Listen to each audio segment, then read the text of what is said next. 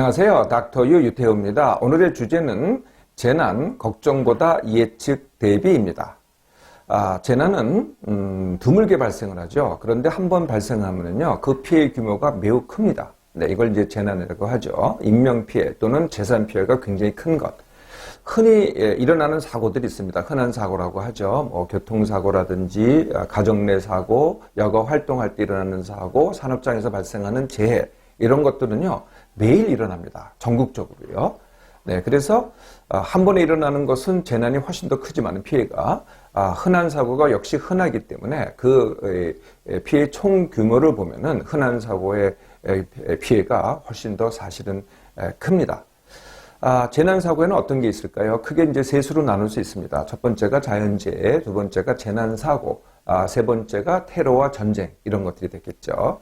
자연재해, 우리가 최근에 경험했던 것들, 산불, 지진, 태풍, 홍수, 산사태, 이런 것들입니다. 재난 사고, 건축물 붕괴, 유람선 사고, 대규모 교통, 철도, 비행기 사고, 이런 것들입니다. 테러와 전쟁, 어떤 특정 세력이요, 특정 목적을 가지고 무기를 사용을 해서 재난을 일으키는 것, 이게 이제 테러와 전쟁이 되겠죠. 이런 재난은요, 과거에는 다 어쩔 수 없었습니다. 그리고 예측이 불가능했죠. 그런데 지금은 어떻습니까? 거의 다 예측 가능합니다. 자연재해라고 하더라도요. 그래서 어느 정도 예방 가능하고요. 또 개입을 할 수가 있습니다. 또 그 재난이 일어났다고 하더라도 이 피해를 갖다가 최소화할 수 있죠. 네, 지금 그게 이제 바로 현대 사회입니다. 누가 그렇게 할까요? 네, 당연히 국가하고 시스템이 그렇게 합니다. 또는 이제 재난을 대비하는 관련자가 있겠죠. 그런데요, 당사자인 국민이 있습니다. 네, 국민인 내가 어떻게 할 것인가? 네, 그게 이제 오늘 강의의 주제가 됩니다. 재난에 대해서 어떻게 반응을 하시나요? 네, 가장 흔한 반응이 걱정하기 아닐까요? 네, 걱정하기라는 것은 이런 겁니다. 이제 재난이 보도가 되잖아요. 네, 그러면은 남의 일로 안타까워합니다. 네, 그리고 나한테 발생하지 않은 것에 대해서 내가 안도를 하죠. 그러거나 이제 재난이라는 것은 나한테는 발생하지 않을 거야라고 치부를 합니다. 네, 이걸 다른 말로 하면은 안전 불감증이라고 하죠.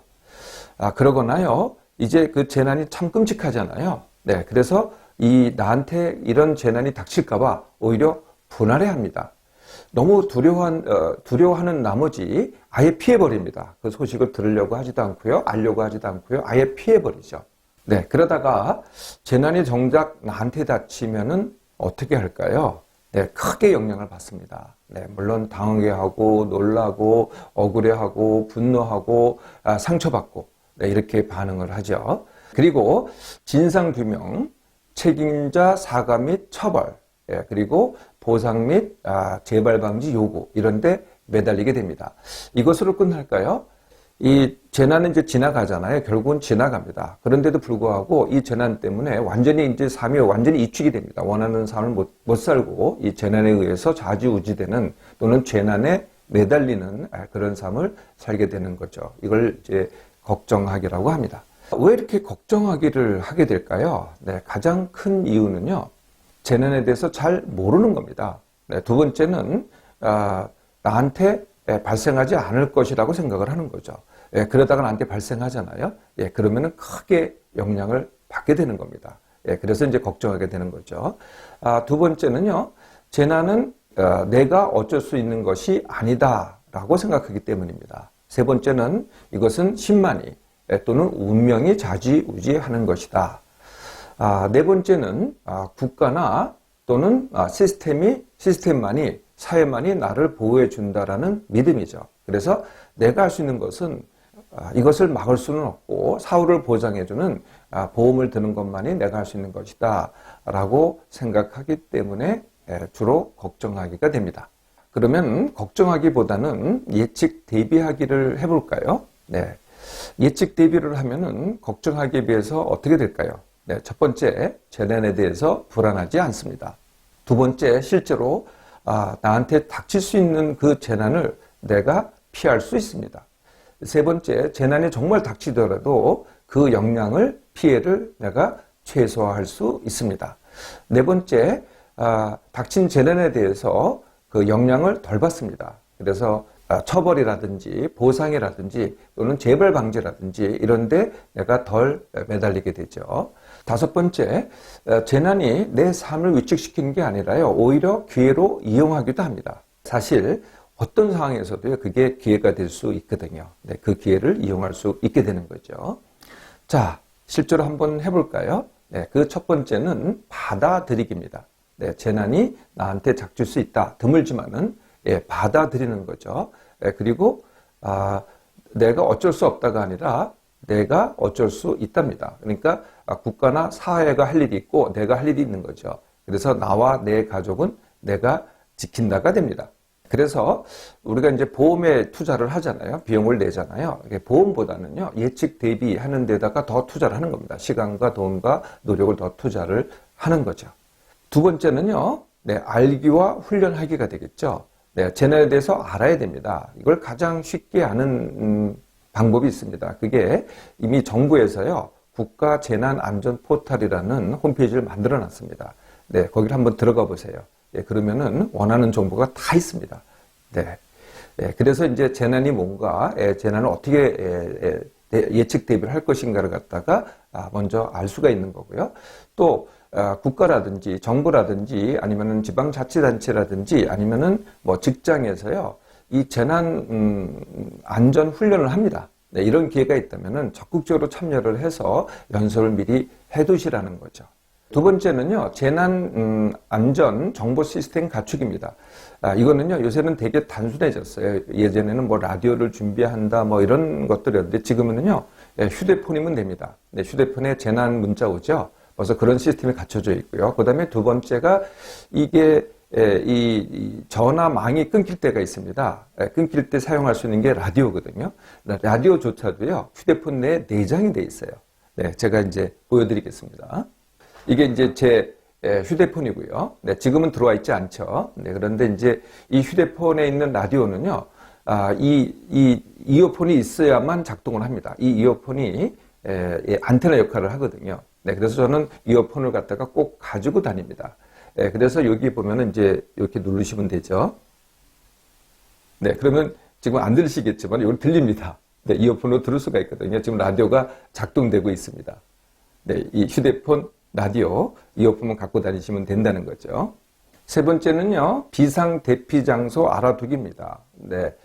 집이라든지 직장에서 비상 대피 장소가 어디 있는지 미리 알아보고 답사를 좀 해보고 가는 길도 알아보고 하는 겁니다. 그리고 당연히 비상용품을 준비해야 되겠죠. 뭐 이렇게 팔기도 합니다. 생존 배낭이라고 해서. 아니면은 이제 집에 배낭들이, 이렇게 안 쓰는 배낭들이 있잖아요. 그러면 거기다가 미리 사두세요. 비상용품을. 그래서 비치해 놓는 겁니다. 되게 이 생존 가방은요, 한 사람당 하나씩 이렇게 준비를 해야 됩니다. 네 번째는 다중시설을 이용할 때, 이게 어떤 시설이 됐던 아니면은 이제 뭐 비행기, 선박 아니면 철도 이런 것이 됐던 한번 안전 상황을 한번 점검을 해보라는 거죠. 뭐 지나치게 할 필요는 없지만은 크게 이렇게 눈에 보이는 것들이 있거든요. 만약에 아닌 것 같다 이렇게 자꾸 판단해 보세요. 처음엔 틀릴 수 있지만은 자꾸 판단해 보시면은 이거를 어느 정도는 이것을 판단할 수 있게 됩니다. 그러면은 이게 안전하지 않다라고 판단이 된다면은 선택하지 않으셔야 되겠죠. 어쩔 수 없다고 하지 마시고요. 이건 정말 중요한 일입니다. 그래서 선택하지 않기. 이게 처음에는 참 귀찮죠. 까다롭고 이게 뭐야 이런 느낌이 들잖아요. 근데 잠깐만 연습을 해보세요. 그러면은 익숙해집니다. 어느덧 내 삶의 일부가 되는 거죠.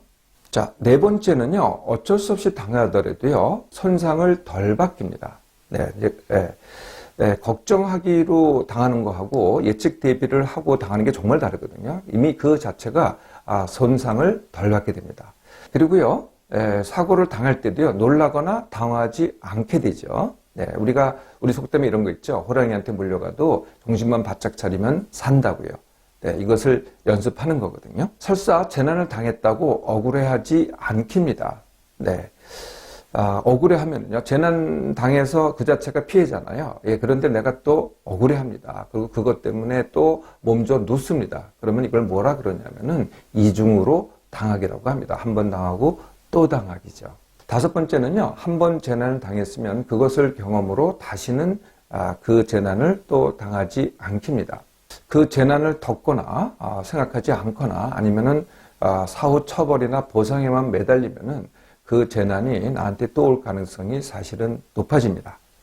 자, 여섯 번째 하나 더 남았습니다. 그게 뭐냐면은 재난을만 보지 말라는 거죠. 그 재난을 이용해서 내 삶에서 또 하나의 기회로 이용해 보시라는 거죠.